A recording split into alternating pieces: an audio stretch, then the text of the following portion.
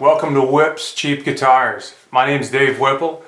This is my brand new YouTube channel. This is really what I'm really passionate about, and that is cheap guitars. I bought and sold over 200 guitars, and I gotta tell you, man, you don't need great gear to get great sound. We're in the golden age of cheap guitars right now. What was a cheap guitar 50 years ago is probably an unplayable piece of garbage by today's standards. This being my first video, I want to start with a guitar that is near and dear to my heart, and that is the Epiphone Les Paul Jr.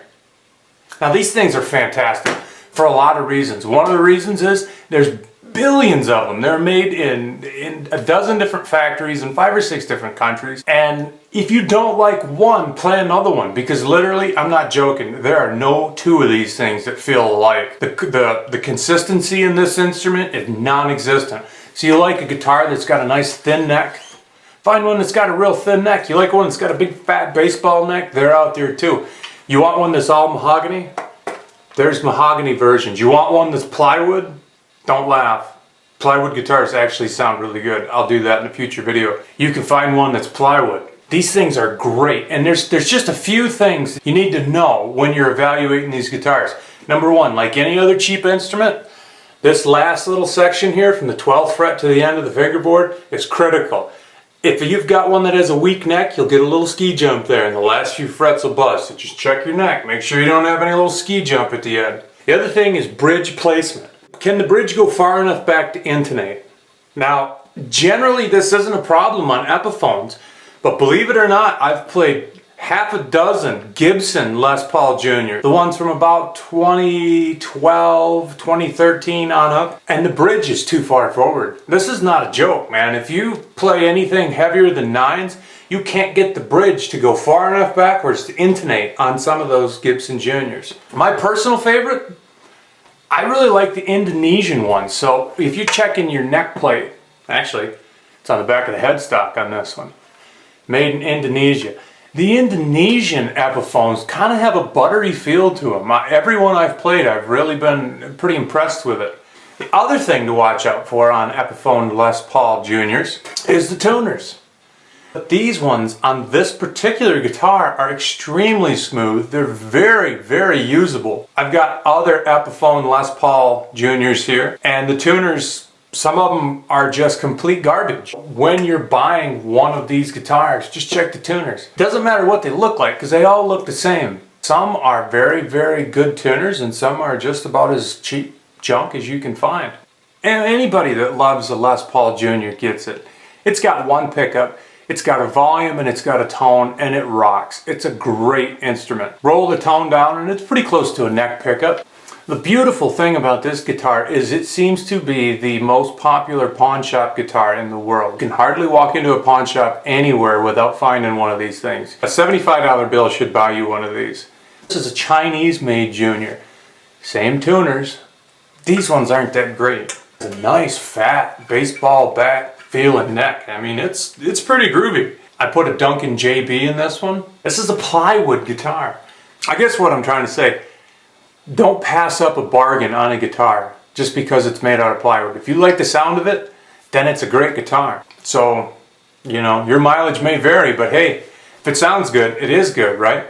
To recap quick, Epiphone Les Paul Jr., great guitar. If you like Juniors, you're going to love this one. If you don't like the one that you find in your local store, go look at another one, because no two of them are the same. Make sure that the bridge can go far enough back to intonate. Watch the end of the fingerboard to make sure there's not a little bit of a ski jump in there, which is called rising tongue. What else can I tell you? Don't worry about plywood. Plywood guitars can sound fantastic. I mean, it's either, you know, either you get a great sound out of a guitar like this, or you go to the other end of the spectrum and you buy a 50s Gibson Les Paul Jr. for right around $5,000. But is it really 100 times better sounding than one of these? Pfft, not even close. I think that's it. Now let's play some of these things and see what they sound like.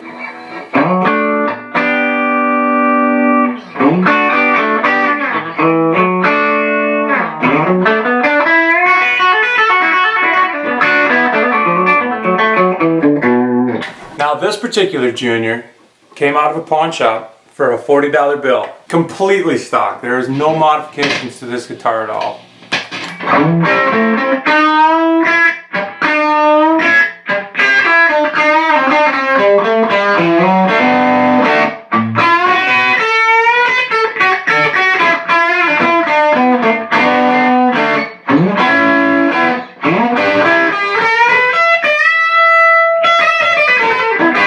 Not too bad.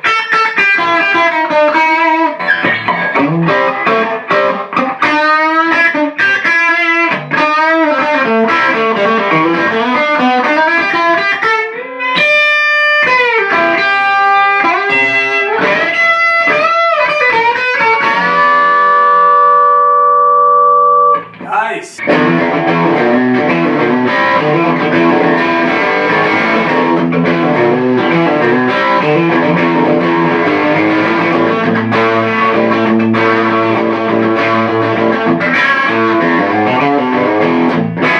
Can you believe that? That is a $40 guitar into a $100 amplifier.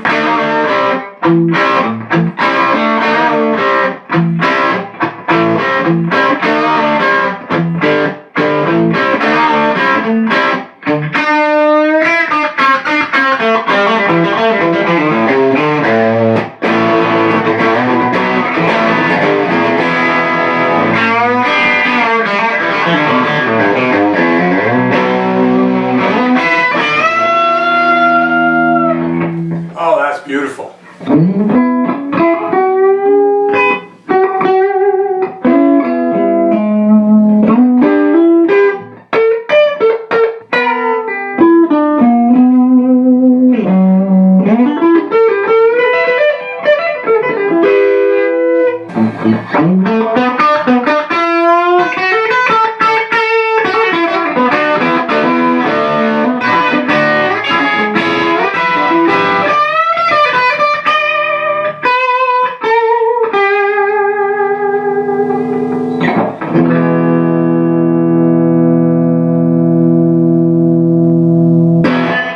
So there you have it, the Epiphone Les Paul Jr. Just a great rock and roll machine. What else was I gonna say? If you like this video, if you're into getting the most bang for your buck out of your instrument, then I hope you would subscribe. It's somewhere down there. And follow me on Whips Cheap Guitars. Thank you much.